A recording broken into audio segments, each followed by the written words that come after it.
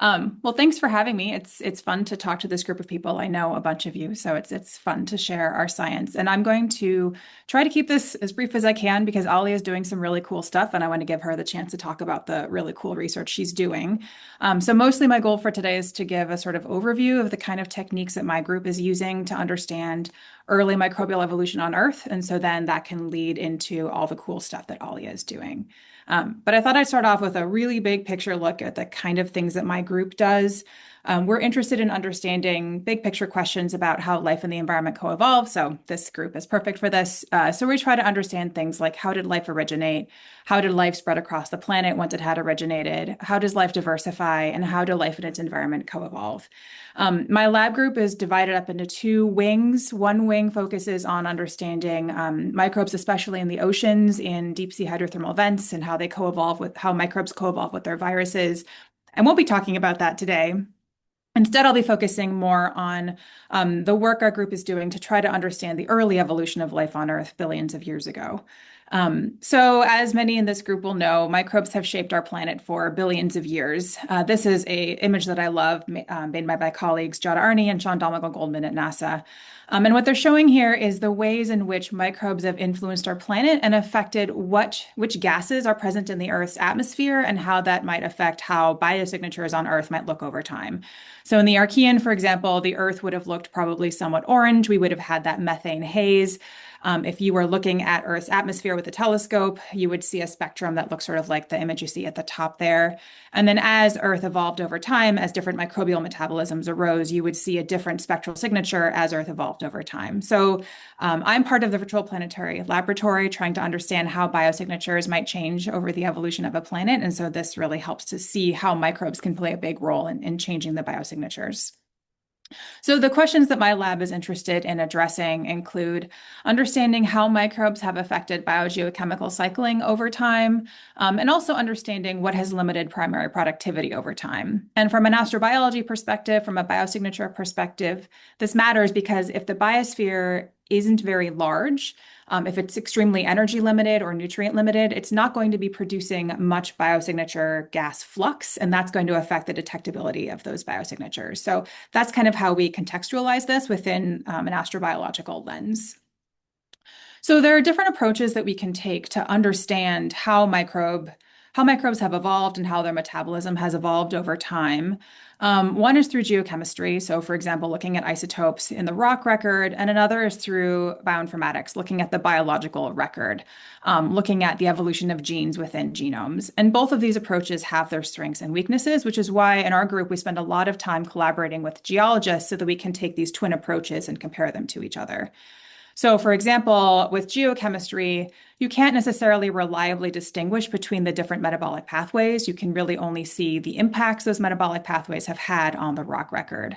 And they're only really going to preserve evidence of the most dominant metabolisms because those are the metabolisms that leave an imprint on the rock record. And dating is somewhat iffy.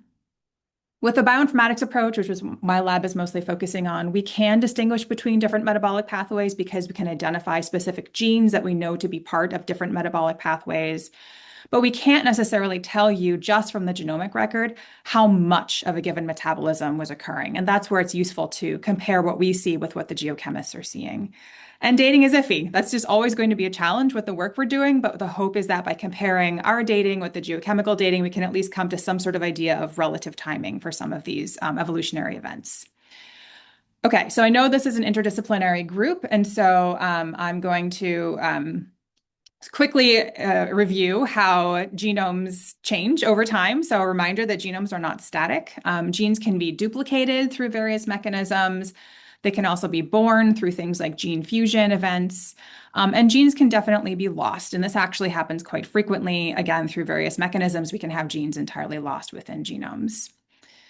We can also have horizontal gene transfer, which I think of as sort of evolutionary fast forwarding, when you can wholesale acquire a gene directly from the environment through a number of mechanisms, including viral introduction of foreign genes, taking up foreign genes directly from the environment, or through conjugation or microbial sex. And like I said, this one is really cool because it's a way that microbes can fast forward their evolution by acquiring new functions de novo. And so one of the things my group tries to understand is when were important functional genes born, transferred, duplicated, or lost at various points in deep time? Can we track horizontal gene transfer of really important functional genes over time? And what does that tell us about the evolution of Earth's biosphere over time? So just to give two really big examples, on the left, what you're seeing is an example of I think it's a diatom that does oxygenic photosynthesis. We're interested, of course, in understanding when and how oxygenic photosynthesis first emerged, and so we could track the emergence of genes related to oxygenic photosynthesis. And on the right, we have a nitrogen-fixing organism. And so another application of this technique would be to track genes related to nitrogen fixation, to try to understand when those genes first emerged and radiated across the tree of life over time. And then again, like I said, we try to compare those results with what geochemists are seeing so we can corroborate the twin methods and see if they're in any sort of agreement. Okay, so here's a quick primer on how we actually do this. The first step is to make a tree of life that is anchored in time. So we call that a molecular clock. So here is an example image of a molecular clock that former postdoc in our lab, Joanne Bowden, put together. So this particular tree of life has about 1,000 genomes in it. We tried to get about one genome per order on the tree of life. We then anchored that tree in time by pinpointing certain branches on that tree to specific time ranges based on the fossil record. As you can imagine, geologists never agree on when key events happened within the fossil record. And so we're always updating our clock, or we're always updating our calibrations. We're always open to new ideas, or if new things have emerged in the literature that people are feeling pretty confident about, we're always trying to update our tree. This one I think is almost the most recent one, but like I said, this is a constant struggle of trying to keep things up to date with the literature. I also want to note that one has to proceed with a lot of caution when doing dating using these kinds of molecular clocks. There are really big error bars involved with these. We're relying on imperfect models of evolution. And so keeping that in mind, I try to focus more on the relative timing of events in the evolutionary history of life on Earth rather than precise dating saying this specific thing happened at this specific point in time, because we really don't have the resolution to say that with the methods that we have at hand. So we make this molecular clock, we make this tree of life, a species tree, we sometimes call it. And we take the species tree, our chronogram, which I'm showing on the top here, and we're comparing that with a phylogenetic tree of any gene that we're interested in. So that could be a gene related to, say, horizontal gene transfer, a gene related to nitrogen fixation, a gene related to oxygenic photosynthesis, a gene related to sulfur oxidation. And by making a tree of life and comparing it to the tree of the gene that we're interested in, we can compare the shapes of those two trees. And by comparing the shapes of those two trees, we can identify some of those gene events that I mentioned earlier. So for example, a duplication event, a gene loss event, or horizontal gene transfer event. We can identify those just based on comparing the shapes of the phylogenetic trees. And then because that species tree, the top tree I have in my slide here, because that tree is anchored in time, we can give a rough estimate for when those specific gene events may have occurred. So I'm going to just walk through a few examples of how we've applied this to a few different key genes related to some key biogeochemical cycles on the early Earth, and then I'm going to transition over to what Alia is doing. So one of the first biogeochemical cycles that our lab tackled was the nitrogen cycle. So here's an example of various genes that are involved in the nitrogen cycle. And I should say before I move on that this work, all the work in my lab is powered almost entirely by undergraduates. And so I'll be showing some of those at the bottom. You can see which ones are geologists because they have this sort of like lean that geologists have. Catherine was the sole chemist in this group. So these geologists, together with Ava, who is a close collaborator of mine at the University of St. Andrews in Scotland, we decided to tackle key genes in the nitrogen cycle to try to understand when these genes first emerged and when they started to radiate across the tree of life. Just to quickly explain, we care about nitrogen for many reasons. One of them is that it is a key limiting nutrient, which has major controls on biological productivity. It's also interesting for biosignature purposes. So colleagues of mine at the Virtual Planetary Laboratory have told me that nitrous oxide, N2O, is a potential biosignature gas. And so they were particularly interested in tracking the emergence of microbial ability to produce and consume N2O. So we keyed in on that one as well. Geochemists and modelers have tried to understand how the nitrogen cycle is likely to have evolved over time.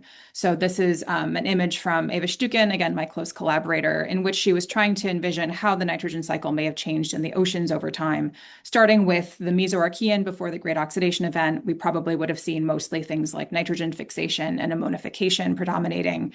And then as the oceans became progressively more oxygenated, we would have seen the emergence of things like nitrification and denitrification starting to emerge. And so again, we can track this now by keying in on key enzymes involved in processes like nitrogen fixation, ammonification, denitrification, and nitrification, and try to figure out approximately when these different metabolisms emerged and started to radiate across the tree of life. So this is a lot, but I just wanted to give you an overview of what our results can look like. So each of these histograms on the x-axis has time, with modern day on the right-hand side, 4 billion years ago on the left-hand side. And the y-axis shows the proportion of events. So these events, again, are things like horizontal gene transfer, gene duplication, speciation, gene loss. And so you can see that as the number of events goes up, the bars get higher, just to explain it very basically. And I've color-coded each of these graphs based on the type of metabolism these genes are part of. So the main thing I want you to see from this quick overview is that there's a bunch of dark green boxes on the top, and those are all genes related to nitrogen fixation, NIF-D, NIF-K, NIF-H. And those genes, we think, based on the results that we have, likely emerged fairly early in the evolution of life on Earth, showing up around the time of the Archean. What's interesting is that as the Earth became progressively more oxygenated, we start to see other metabolisms pop up. And so you can see, for example, these blue boxes at the bottom, denitrification from nitrate started to emerge. Again, you have to be careful, relative timing, but sometime after nitrogen fixation, maybe about 200 or 2-ish billion years ago. What's also interesting is that denitrification from nitrite, which are the light green boxes on the far right, those seem to really have emerged only later in the evolution of life on Earth. And so what I'm trying to illustrate here is the power of this method to illustrate when certain key genes involved in the nitrogen cycle may have started to emerge and radiate across the tree of life. Our results showing that nitrogen fixation was likely fairly early was nice to see because it corroborated work that Eva Stucken had done showing that molybdenum-based nitrogen fixation did indeed emerge in the Archean based on her isotope data. And so it was nice to see an example of the phylogenetic record matching up with the geochemical record. And then again, being able to show that denitrification seems to have emerged largely after the Great Oxidation Event, and that denitrification from nitrite seems to have been somewhat later. We're still trying to figure out why that may have been the case, but it's interesting to see these kinds of patterns. We have more recent work that just came out about a month ago, investigating this a little bit more closely. A postdoc, again, Joanne Bowden, in collaboration with Ava and I, was investigating what types of fixed nitrogen likely sustained the early biosphere. And so she was tracking genes related to the uptake of ammonium.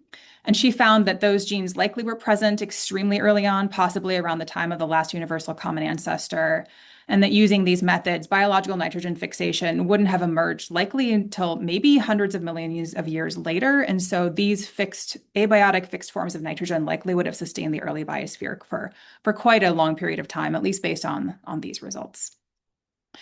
So then we marched our way through the periodic table and moved on to sulfur, and tried to use these techniques to try to understand the evolution of sulfur over time, or sulfur oxidation, sulfur reduction, through various pathways, and also organic sulfur cycling. And so here's another example of the kinds of results we have, again, using these techniques that we are using. So on this graph, we have time again on the x-axis. Modern day is again on the right. 4 billion years ago is on the left. I have each of these dots represents a different gene event. So again, those are things like gene duplication, gene transfer, gene loss, speciation.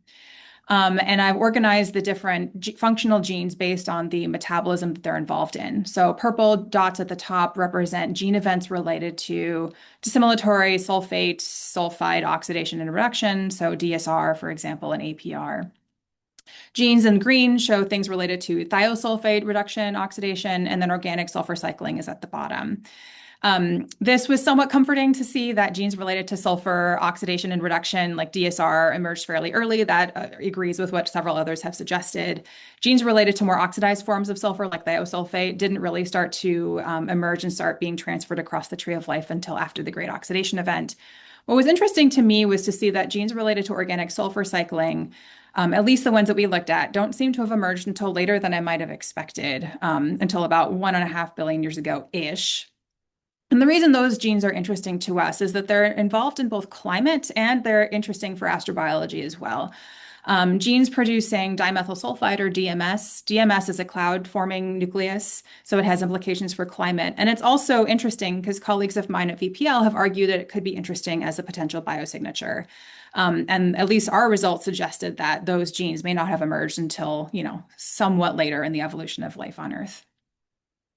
And then lastly, we're interested in understanding, again, what has limited primary productivity on Earth over time. So this is an image from Crockford et al. They were trying to use modeling to try to estimate how much primary production was happening on Earth over time. So again, time is on the x-axis, and on this top graph on the y-axis, they're showing their estimates for productivity. And so we were trying to see if we could use some of our techniques to try to address some of these questions about what might have been limiting, especially in terms of what nutrients may have been limiting on Earth over time. So I'll just give you a quick snippet of an example of the kind of work we've been doing. We can look at modern genomes, so pulling in my oceanography side of my lab, to try to gain insights into how microbes adapt to nutrient limitation in modern oceans. So here's an example of a gene, PNAS or NPTA, depending on what you want to call it. And this graph shows on the x-axis, we have phosphate, the amount of phosphate that's present in ocean water. On the y-axis, we have the relative abundance of that gene. And you can see that this specific gene is found in much higher abundances as phosphate goes up. And this is a phosphate uptake gene. So this is a gene that's associated with high phosphate concentrations. In contrast, if you look at a different gene called PSTS, you look at the same graph, what you can see is it has a negative relationship with phosphate. So as phosphate starts to go up, the abundance of this gene goes down. This is also a phosphate transporter, and we know that this gene is associated with low phosphate concentrations. It binds phosphate much more tightly, and so it's much more well adapted for organisms that are dealing with really low phosphate concentrations that have to scavenge it from ocean water. So this is all data from modern day oceans. And so we thought, well, can we look to see when these different genes emerged at different points in time? And so this paper had a lot of data in it. I'm just showing you a little snippet of a couple of genes of interest to give you an example of what, the kinds of questions we can ask. So this graph is going to be very similar to the ones I showed you before. We're on the x-axis, we have time, modern day on the right, 3 billion years ago on the left. And again, each dot represents a different gene event. So again, a gene duplication, gene transfer, gene loss, speciation event. And again, we've color-coded them according to the types of metabolisms these genes are involved in. And I just want to point out two little things. And the first is that the gene that we know is associated with high phosphate concentrations, PNAS, and those yellow dots up there, seems to have emerged fairly early in the evolution of life on Earth.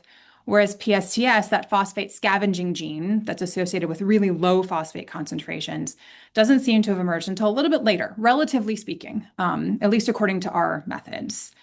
So this is interesting because it may suggest that phosphate concentrations in our oceans may have started high and then dropped. This is by no means a final say on this. It'll be interesting to see what geochemists and modelers find as people continue to work on models for phosphate on the early Earth, to see if these results agree with what others are seeing. If they agree, then maybe that's good evidence that this is what happened with phosphate on the early Earth. If they disagree, then we'll have to think more about, okay, what other analyses can we do? What might explain these kind of interesting results?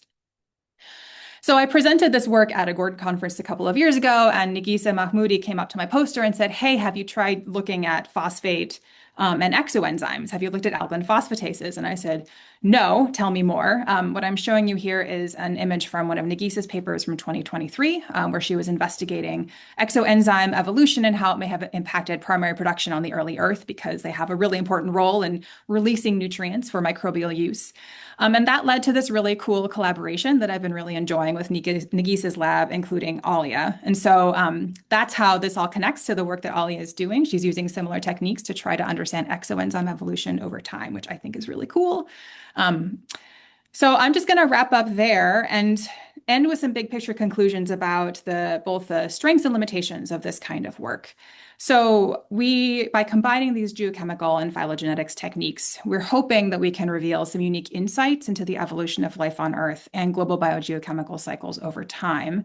My key takeaway has been to make friends with a geologist, and so Eva Stuken is one of my closest collaborators on this. She keeps me grounded.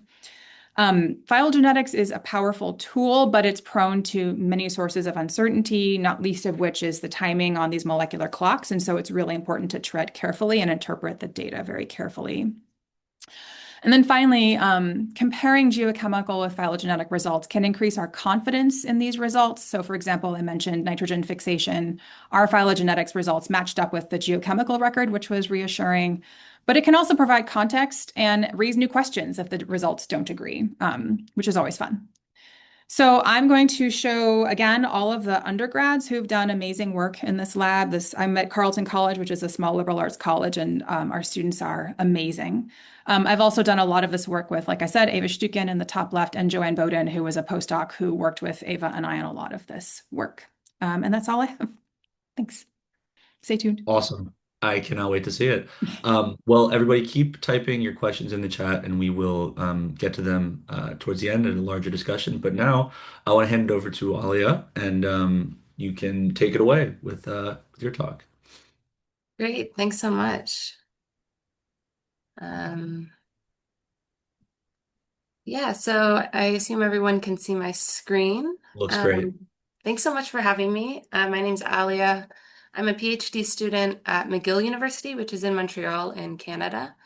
And as Rika mentioned, I work with or under the supervision of Nikki Samamudi, but I've also gotten to work with a number of other collaborators, including Rika, and I'll use one of the projects that I worked on with her today in my presentation. So I'm going to start by giving an overview of this project, which is all about the evolution of microbial exoenzymes in the early Earth. And I'll go into the role of heterotrophic microbes and exoenzymes in Earth's oxygenation. And then at the end, I'll go into an example of dating one specific exoenzyme that's used using these phylogenetic reconciliations that Rika has described. So to start, here I've put together an illustration of a microbial cell showing the overall principle of heterotrophic metabolisms. So Rika introduced us to a number of metabolisms, and a big grouping of those is heterotrophy, which is, of course, the type of metabolism that humans also use. But microbial heterotrophs will, as a general rule, take up organic matter, which they oxidize, releasing inorganic carbon back into the environment. And this process of organic matter degradation, which is also called recycling or regeneration, releases CO2 into the water column or the environment. In this case, we're mainly interested in the water column. But this oxidation is also coupled to the reduction of an electron acceptor. So we heard about electron acceptors of oxygen, iron, but it can also include nitrate, sulfate, and different organic compounds, which I've shown on the right here. Microbes have really evolved to use a wide variety of molecules that they can exploit for energy production as these electron acceptors. But one thing that we're really interested in is that most organic matter is actually physically too large to be taken up directly by heterotrophic microbes. So to access this large pool of organic matter, often in the ocean, that's necessary for their growth, these microbes will secrete enzymes extracellularly into the environment. And these exoenzymes, which I've shown in red, breaking down a complex, large organic compound, will cleave these large compounds into substrates that are then small enough to be transported across the cell membranes. We usually think of the cutoff of what can be transported into cell membranes as 1 kilodalton, which is a unit of mass and might not mean much to many people, but to put it in context, the average microbial protein is usually around 30 kilodaltons, so 30 times this size. And so what we know is that microbial heterotrophs really rely on exoenzymes to break down even the basic polymers of life, whether they're proteins, fats, or carbohydrates, which are too large to be taken up directly. And if we think more about the context in the environment, exoenzymes become really important to the global carbon cycle. And there are two processes that I want to focus on, which are the way that exoenzymes impact the carbon cycle. The first is the sinking and burial of organic matter. By recycling the pool of organic matter that's produced through primary productivity, photosynthesis in the top layer of the ocean, microbial heterotrophs dictate the actual organic matter flux to sediments. And the second process that I want to focus on is regeneration. So organic matter degradation regenerates metals and nutrients in the water column, which can then fuel photosynthesis and determine the extent of marine life. And really, because exoenzymes initiate this first step of organic matter degradation, they're often described as the gatekeepers of the marine carbon cycle. And we know that in modern oceans, exoenzymes are detected throughout the ocean and are ubiquitous and play a really important role in the carbon cycle. But when we start to look towards the early Earth, both of these processes, burial and regeneration, have also been implicated in planetary oxygenation. And that's when astrobiologists might start to pay more attention to them. So the first is that the burial of organic matter is required to break the coupling between photosynthetic oxygen production and respiratory oxygen consumption by these heterotrophs to allow oxygen gas to actually build up in the atmosphere. So this has been discussed in a number of papers, but I put an example here on the right. And then a more recent example is this paper from 2023, where increases in nutrient recycling, specifically phosphorus, are proposed to have driven primary productivity in the lead up to the Great Oxidation Event. So exactly what Rika was talking about in terms of phosphorus being a limiting nutrient and the availability of phosphorus then allowing for oxidation and primary productivity. And in particular, these two impacts are mechanisms for the onset of the Great Oxidation Event in that they describe this lag and are used to explain this lag between the first evidence we have for oxygenic photosynthesis, which is shown at the beginning of this green arrow, and the actual buildup of oxygen in the Paleoproterozoic, which is the blue curve. So this brings us to our broad question, which is whether exoenzyme production has varied throughout Earth's history, and if so, what the consequences would have been on organic matter degradation and planetary oxygenation. But I'm going to start by establishing what we actually know about microbial heterotrophy throughout Earth's history. So here I have the same oxygen curve, but now combined with the origin of different microbial metabolisms, which are represented by the bars. And so the start of each bar is the earliest evidence of that metabolism, and there's some transparency indicating a degree of uncertainty, whether it be from geochemical or phylogenetic methods. And here the green bars are for anoxygenic and oxygenic photosynthesis, and the red bars are for some of these important heterotrophic microbial metabolisms, each of which uses a different electron acceptor. The only exoenzyme that's been dated so far is chitinase, which molecular clocks suggest arose in marine cyanobacteria 670 million years ago. And chitin is this long-chain polysaccharide, and it's one example of an exoenzyme, but microbial exoenzymes encompass a really wide range of hydrolytic enzymes that act on this diverse organic matter pool that's made up primarily of carbohydrates and proteins. And so when we're thinking about exoenzymes, what defines them is not the substrate they act on, but the fact that they're secreted outside the cell. And another thing that we know is that the basic secretion systems are really widespread in the tree of life, and we think they might have been present in the last universal common ancestor, which would have predated this evidence of earliest cells. And so this leaves this large gap of nearly 3 billion years where we don't have any evidence for either the presence of exoenzymes or an understanding of their extent. And so we can't really say that much about what the impact would have been on organic matter cycling. And so to address this question of exoenzyme production throughout Earth's history, I started by asking a much more basic question, which was whether the capacity for exoenzyme production varies among these microbial metabolisms. As I mentioned, in the modern ocean, we know that this exoenzyme production is substantial, but the actual identities of the producers is not well established. So that's what I started out trying to do. So my first step was to construct a data set of genomes from all these microbial metabolisms. We can't work with genomes from the early Earth, so we're working with modern genomes. And my process was to select these 6 major heterotrophic metabolisms and then also 2 autotrophic metabolisms, the 2 photosynthesis. We understand that heterotrophy is responsible for most organic matter degradation, but we wanted to look at a broad mixture of the communities that might have been around throughout Earth's history. And we used a variety of genomes from isolates and metagenomic assembled genomes that have been deposited in public databases. And so to actually identify and categorize these genomes into these metabolisms, we used a combination of different things. What we focused on was using gene markers as proxies for metabolism, and I've detailed those here for those of you that might be interested. And then in some cases where we don't have good gene proxies for metabolism, we used curated data sets. So to look at fermenters, we used this great data set by Zhang and Hackman that came out a few years ago.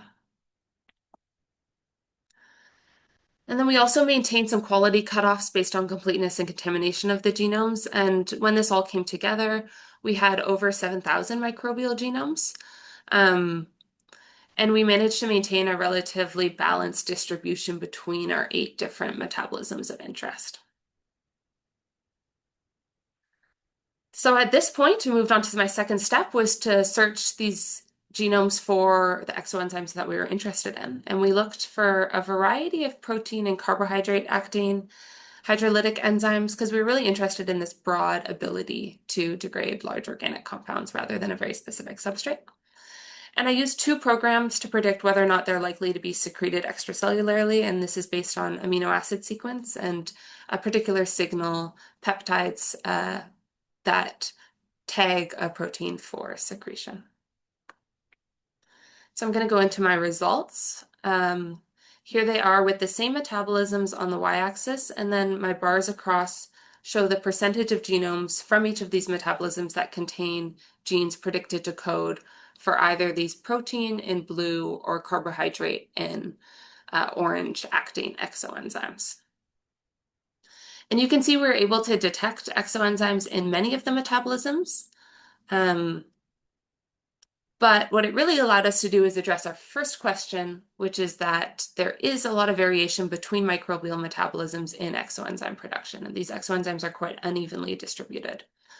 So in fact, over 95% of the exoenzymes that we found were in genomes from just these top 4 metabolic groups that I've highlighted, which are aerobic heterotrophs that use oxygen, dissimilatory nitrate reducers that use nitrogen or nitrate, dissimilatory ferric ion reducers, and fermenters.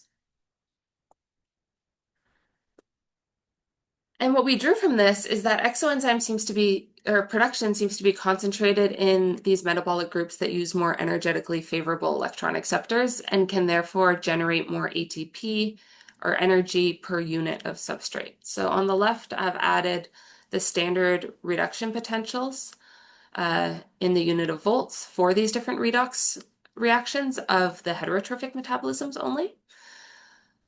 So this order reflects the energy that's available from coupling the oxidation of these organic compounds to the reduction of their terminal electron acceptor. And the electron acceptors with the highest oxidizing potential and thus the greatest energy yield will appear at the top. So you can see that oxygen, nitrate, and iron have a higher energy yield potential than sulfate and carbon dioxide. We know that sulfate reduction and methanogenesis are energetically less favorable, and we also see that the genomes for these metabolisms harbor very few exoenzymes. And this was really interesting to us because it fit within these principles of exoenzyme economics that have been applied to models of exoenzyme production previously. So we know that this enzyme secretion is really metabolically costly to make an enzyme and put it into the environment. And the products of its hydrolysis are not always returned to the cell. And so in this case, we think that microbes using more favorable electron acceptors are able to generate more ATP per organic substrate. And as such, they might be able to invest more energy to produce exoenzymes. And so this was a pretty useful overview of how exoenzyme production varies between metabolisms, and this type of survey of genomes hadn't been done before. But of course, we wanted to see how this might apply to the early Earth, so that's what I'll show you now. So not only have different metabolisms emerged at different times in Earth's history, the concentration of electron acceptors in seawater has also changed. And so we can update our earlier schematic with the bars across to incorporate some of this geochemical and phylogenetic evidence, including some of the evidence that Rika showed us earlier, for the actual extent of each metabolism. So this cartoon is based on a similar one from this Lyons et al. Paper in 2024, but I just updated it to only include the 6 heterotrophic metabolisms that we used in our dataset. And here the start of each bar again represents the earliest evidence for that metabolism, but now its thickness represents its relative ecological impact over time. So, for example, I won't go through all of them, but we think that dissimilatory ferric iron reduction evolved quite early as 3.5 billion years ago, but that it was restricted to upwelling zones on the continental shelf, and that the oxidation of ferrous iron over the course of the GOE would have really increased the availability of this electron acceptor for this form of heterotrophy. And so we see an expansion in dissimilatory ferric iron reduction with the rise of oxygen. And so if we now apply our results from modern genomes, this suggests that exoenzyme production has varied over Earth's history, both with the emergence of these heterotrophic metabolisms, but also electron acceptor availability and the extent of these metabolisms. So these 4 main exoenzyme producing metabolisms are highlighted in dark gray. And so in the interest of better understanding the role of heterotrophy in planetary oxygenation, we sketched out what we think exoenzymatic degradation might have looked like before and after the Great Oxidation Event to give an idea of how these really big changes in the Earth's oceans and atmosphere, as well as the changes in the dominance of heterotrophic metabolisms, might have changed the patterns we see. So here I have an Archean ocean, or a drawing of an Archean ocean before the Great Oxidation Event. I've drawn out this pool of organic matter, and we think that the Archean ocean would have been very electron acceptor limited, and so organic matter recycling was likely dominated by fermenters, which don't require external electron acceptors. And they might have been the main contributors to breaking down this pool of organic matter. And this might have led to inefficient microbial degradation, which would have meant that a greater fraction of this organic matter would have passed through the water column, eventually becoming buried in sediments, which is represented by this thick arrow to sediment. But it might have also limited the release of nutrients back into the water column, thereby limiting primary productivity. And in contrast, the expansion of aerobic heterotrophy, nitrate reduction, and ferric iron reduction in the Paleoproterozoic, which are all metabolisms that we see containing a lot of exoenzymes in modern genomes, might have increased the degree of organic matter degradation. And so here we have this pool being acted upon by many more different exoenzymatic producing metabolisms, and we start to approach a situation closer to the modern ocean, where most organic matter is recycled very efficiently, and there's a strong regeneration of nutrients back into the water column. And in the modern oceans, we know that it's really this regeneration of nitrogen and phosphorus and different trace metals and iron that support the most primary productivity. And I'll explain that in a little bit more detail later on in my presentation. But the next thing we wanted to do was see if there was any evidence for this model that was proposed in the rock record. So these are figures that were compiled by Eva Struycken. Will feature a lot throughout both Rika and I's presentations. And what she did is she pointed out that we could use these results and the models that I proposed to interpret the suppressed organic matter remineralization that's been previously proposed for the Archean Ocean. So here I have again this diagram of primary productivity over time, and it's a log scale on the y-axis. And what you can see is there's different estimates for primary productivity under different scenarios throughout Earth's history. And under all scenarios within this kind of wide range that they explored, primary productivity in the Archean is thought to have been much, much lower than today. Even the highest estimates are still under a tenth of modern primary productivity. And this creates a bit of a contradiction with what we see in the rock record, because on the right is, I'm bringing up a compilation of the total organic carbon in marine sediments. So here we have total organic carbon, and then the data is again plotted according to time. And these examples of high organic content in some Archean marine sediments have been a puzzle for many years because it seemingly points to high primary productivity or primary productivity levels similar to modern. And another way to look at this data is if we divide it by time period. And there we see that the Archean, Proterozoic, and Phanerozoic all have the same distribution in terms of total organic carbon in the data that we just looked at. So this is a plot of the cumulative frequency distribution for the same data, and you can see that the lines for all three time periods are basically indistinguishable from each other. And so, as I mentioned, it creates this puzzle because we think that there was low primary productivity, but we're seeing high organic content. High total organic carbon contents can reflect high levels of primary productivity and high levels of degradation, but it could also represent lower rates of primary productivity and matched lower rates of degradation. And in fact, more recent work has come out to say that suppressed degradation might be required to account for some of these high organic carbon counts in some new Archean shales.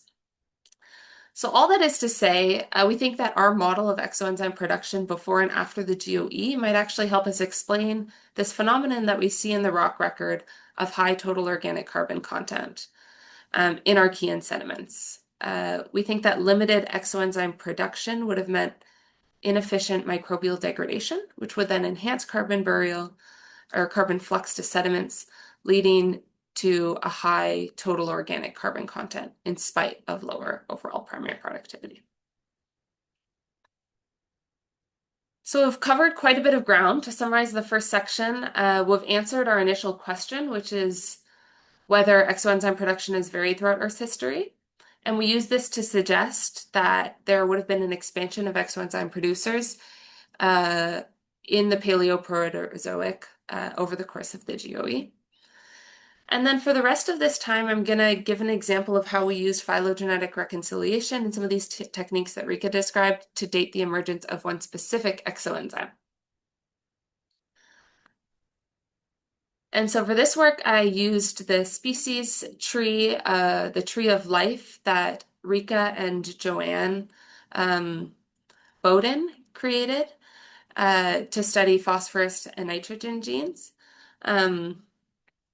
And our specific tree that we were using was made up of 865 genomes, and we chose to look for exoenzymes related to organic phosphorus recycling. And we focused on phosphorus because it has this established role as the limiting nutrient of primary productivity on geological timescales. So there's a very often cited paper here from Toby Tyrrell in 1999, where he modeled the change of total primary productivity that would occur over hundreds of thousands of years upon doubling either the river input of nitrate, which is the solid line, or phosphate, which is the dotted line. And this model basically showed that because nitrogen can be fixed from the atmosphere and phosphorus cannot, phosphorus will limit total primary productivity in the ocean, which is why it's really interesting for people thinking about planetary oxygenation and what might have limited planetary oxygenation and photosynthesis. And in the modern ocean, we know that the input of phosphorus from seawaters is actually several orders of magnitude less than the amount that's used by the biosphere annually. So this is a simplified diagram, but what I basically want to show is that we see that it's really the regeneration of phosphorus that sustains primary productivity. So from this, we thought that the enzymatic ability to recycle organic phosphorus compounds must be really important to nutrient regeneration and the amount of phosphorus available for photosynthesis in the modern ocean. And we think that the same might have been true in the past. And most marine organic phosphorus is in the form of phosphate esters. And I have a small diagram of a phosphate ester. This is true for large organic phosphorus compounds and small organic phosphorus compounds. They're all mainly phosphate esters. And this R carbon group can be super variable in terms of its size. And microbes will acquire phosphate from phosphate esters using these enzymes called alkaline phosphatases. The three main alkaline phosphatase genes in the marine environment are Pho-A, Pho-D, and Pho-X, are three major ones. And this plot is confusing to interpret because it's 3D. But what I basically want you to take away is that all three of these alkaline phosphatases can vary in where they're localized. So they're found extracellularly in the water, which is shown in yellow on this plot, but they're also active within the cell in the cytoplasm and on the very perimeter of the cells in the periplasm. And so we made gene trees for all three of these alkaline phosphatases. And today, because I don't have too much time, I'll show an example for one of these trees, which is Pho-D. So here is a gene tree of the 277 Pho-D sequences that we found on the Tree of Life. But as I just kind of described, we know that they can really localize in a number of different locations, and we were really interested in specifically extracellular ones. So we predicted the subcellular localization of the genes using the same techniques that I described above, and this let us separate out those that were likely secreted extracellularly, which I have in pink, from those that were in the periplasm, which are shown in blue, from those that are in the cytoplasm, which are in black.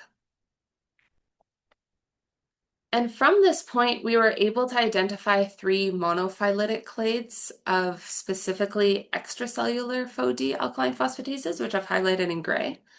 And these are clades or these are groups that are only composed of branches where all of the tips are Pho-D genes that are predicted to be extracellular. And this makes us a lot more certain that the common ancestor to these genes was also extracellular. And so this meant that we went from 227 sequences to just 15, but it really increased our certainty in our results. And because this was a kind of new way of looking at extracellular hydrolysis in early Earth's history, we wanted to be quite conservative for our reconciliations. And so we then reconciled our gene tree and species tree using the techniques that Rika described. We used three different molecular clock models. I won't go into them in too much detail, but essentially these models make different assumptions about how evolutionary rates vary across the branches of the tree. And there's some disagreement in the literature about which one best reflects like evolution on Earth. And so here we wanted to examine a range of results. And so we report all three of these clock models under a few different scenarios. And what we found from all of the scenarios that we looked at is that these specific extracellular clades of Pho-D likely emerged sometime between the Neo-Archean and Paleoproterozoic.